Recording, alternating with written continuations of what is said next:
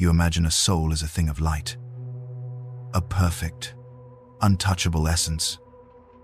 But a saint was shown the truth. A soul isn't an orb of light.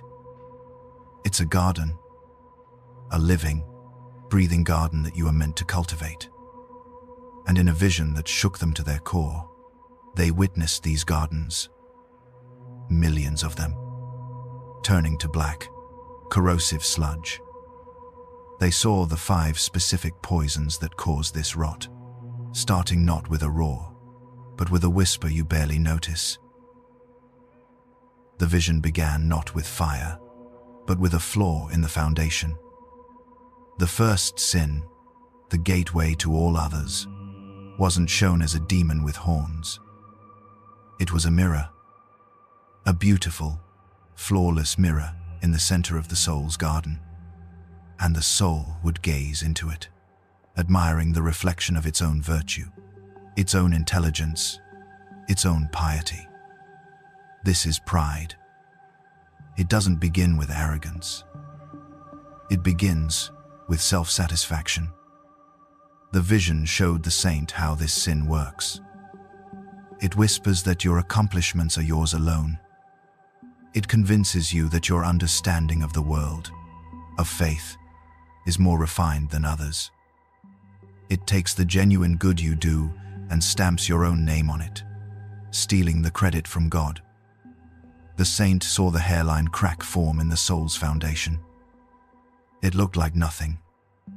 But every time the soul chose its own reflection over the needs of another, the crack deepened. Every time it dismissed a warning as jealousy, or refused to apologize because it felt justified, the crack spread. This sin is the master of disguise. It calls itself self-respect. It calls itself having standards. It convinces you that you are simply protecting your own dignity. But in the vision, it was the rot that weakened the very ground the garden was built on, making it vulnerable to everything that was to come. And if this is the only battle you're fighting, you're already in a spiritual war. If you want to understand how to fortify your soul against these attacks, consider subscribing. We're going deeper. Once the foundation was cracked, the next corruption could seep in. The vision shifted to the source of the garden's life, its water. The pure, clear water of gratitude and joy. Then, the saint watched as a poison was introduced. This poison was envy. The vision showed that envy is not simply wanting what someone else has. It is the bitter resentment that they have it at all. It is a sorrow that feeds on the happiness of others. The saint saw the soul look at a neighboring garden, one that was flourishing, and instead of being inspired, it felt a sting, a cold, sharp pain. That pain was the poison entering its own water supply. And once the water was poisoned, everything it touched became corrupted. The soul's own flowers, its own virtues, began to wither. Why? Because the poisoned water of envy whispers that God's gifts are a zero-sum game. It lies and says that another's blessing is somehow your loss. It makes you blind to the blessings already in your own garden because you're fixated on the one flower you don't have. In the spiritual realm, the saint saw this as a creeping grayness.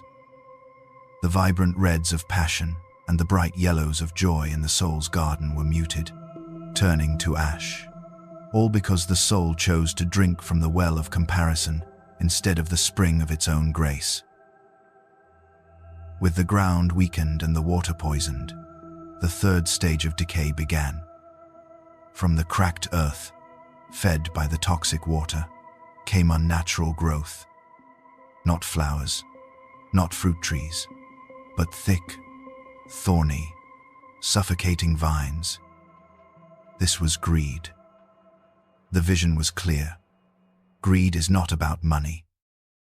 It is the insatiable desire for times more asterisk, more possessions, more status.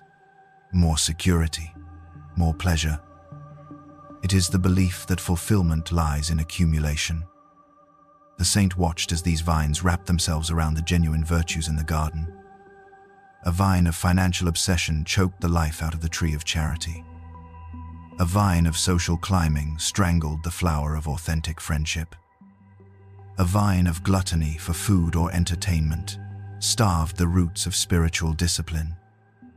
The vines produced nothing of value. They bore no fruit and offered no shade. Their sole purpose was to consume, to take up space, and to block out the light. The saint saw that a soul consumed by greed can never be at peace, because the very nature of more is that it has no end. The garden becomes a dark, tangled mess, where the soul is so busy tending to its choking vines that it forgets the purpose of the garden was to grow things that could be shared with others. The garden was now a dark, choked place. And into this darkness, a new corruption seeped in. It wasn't a vine or a poison, but a change in the very atmosphere. A thick, stagnant fog rolled in. This was sloth, but not as we know it. The Latin word is acedia, and the vision showed it as a deep, spiritual weariness. It's not just laziness. It's the feeling that doing good is too much effort. It's the voice that says, "What's the point?" Nothing will change. The saint saw the fog settle over the garden, and everything became heavy. The will to grow, to pray, to love, to even try, was smothered. Acedia is the sin that makes you give up on the fight. It tells you to just sit down in the middle of your ruined garden and accept the decay. It is the enemy of hope. In the vision, the fog was so thick the soul could no longer see the sun, which represented God's grace. It wasn't that the sun stopped shining. It was that the soul allowed a barrier to become so dense that the light couldn't get through. This is the sin that numbs the conscience. It makes you comfortable in your own spiritual ruin, preferring the familiar misery of the fog to the difficult work of clearing the air and pulling the weeds. This is the final stage of the rot. The garden is now filled with dead, dry kindling, the brittle vines of greed and the withered leaves of envy. The air is thick with the fog of sloth. All it needs is a spark. And that spark, the vision showed, was wrath. This is not righteous anger at injustice. This is selfish, destructive rage. It is the fire of a wounded ego. The saint saw a soul, frustrated by its own miserable state, lash out. A perceived insult, a minor inconvenience, a memory of an old wound. Any of these could be the spark. And in the spiritually dry garden, it erupted into a wildfire. But this fire had no discernment. It didn't just burn away the weeds. It consumed everything. It incinerated the last vestiges of patience, kindness, and self-control.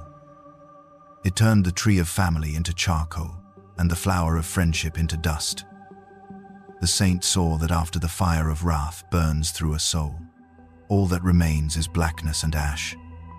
It is a state of total desolation, where the soul has actively participated in its own destruction, burning down the very house it was meant to live in. The rage feels powerful in the moment, but the vision showed its true nature. It is the ultimate act of spiritual self-harm. At the end of the vision, the saint was shown the most terrifying part. They saw the completely ruined garden, a barren landscape of ash and sorrow.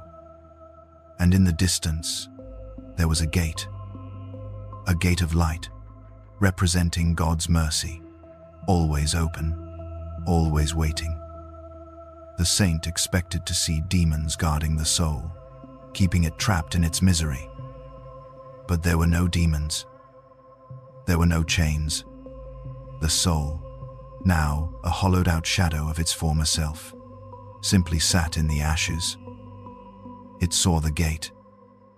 It knew the light was there, but it refused to walk towards it. The rot was so complete that the soul now preferred the darkness. It had become so identified with its pride, its envy, its greed, its sloth, and its wrath that it no longer desired healing. It hated the light because the light revealed its own ugliness. And so, it chose the ruin.